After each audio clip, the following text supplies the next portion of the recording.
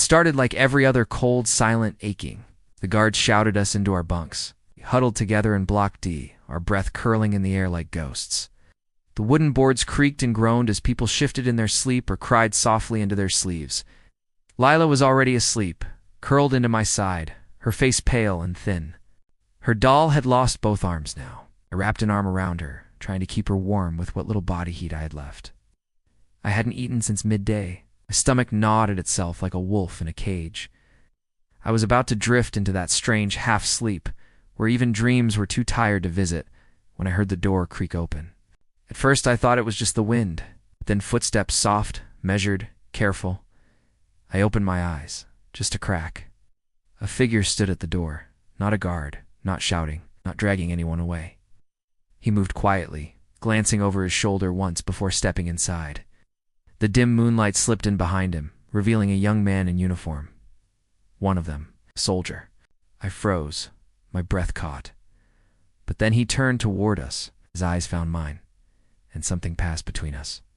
Not fear, not hate, recognition, or maybe understanding. He moved slowly, knelt beside our bunk, and reached into his coat. I flinched, shielding Lila, but he didn't pull out a weapon. He pulled out a piece of bread.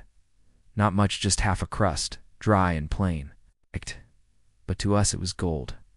He held a finger to his lips. "Eat slowly," he whispered, his voice low and urgent. "I'll come back tonight." Then, just like that, he was gone. The door creaked closed. Silence returned. For a moment I couldn't believe it had happened. I shook Lila gently. Her eyes fluttered open.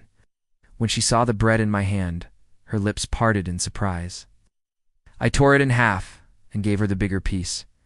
She took it with shaking hands. She didn't ask where it came from. She didn't speak. She just ate, slowly like he said. Every bite was a miracle. And then she slept again, a little deeper this time. I didn't sleep. I sat there, staring at the door, wondering why he'd done it.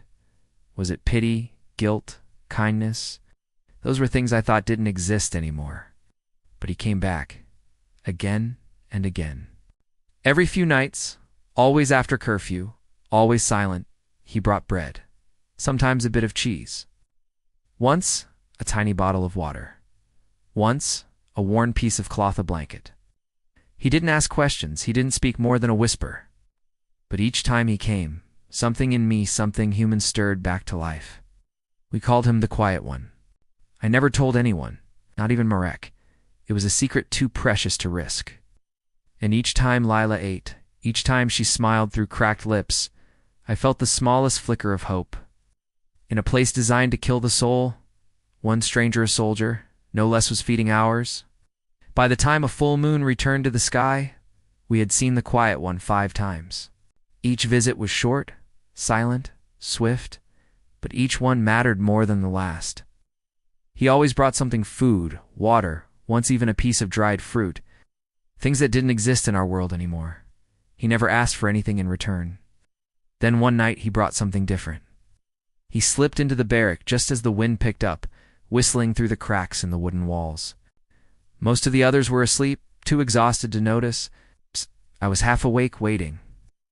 Lila stirred at my side when the door opened. He knelt beside us like always, but this time he didn't bring food. He brought a small, folded blanket. Not new-worn and faded, but real.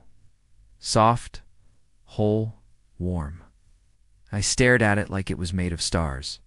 He handed it to me and whispered, "Hide it. Don't show anyone." It's all I could get. I didn't speak, just nodded.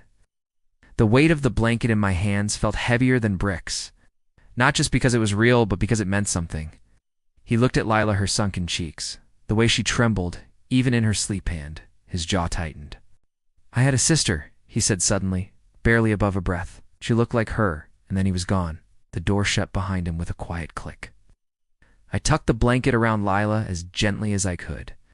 She sighed in her sleep, her little fingers curling against the soft fabric. I sat there watching her, my chest tight. I didn't cry. I couldn't, but something warm and painful swelled in my throat. We didn't talk about angels in the camp, not anymore. But maybe if there were any left in the world, One of them wore boots and a soldier's uniform. The next morning it snowed. Not much, just a dusting, but it was enough to make the camp feel even colder. The wind bit through our thin clothes, and the sky hung low and gray, like it was pressing down on us. But that blanket was everything. I folded it every morning, hid it beneath the bunk, and laid it over Lila every night. She stopped shivering as much. She slept deeper. Her eyes didn't look quite so hollow. It became our secret, the quiet one, and the last blanket. One night, Lila whispered, "Do you think he's an angel?" I smiled a little. "No, he's real. Angels don't sneak around and whisper." She grinned. "Then I hope he never gets caught." I didn't say what I was thinking. I did too. More than anything. Because this camp didn't allow kindness. Kindness, if discovered, was punished. Winter tightened its grip like a fist. Every morning, the ground was harder. The wind sliced through the camp like a blade. Our breath came in little clouds, and our hands turned red and numb. Even the guards seemed more irritable, barking louder and hitting harder. But we had something they didn't know about.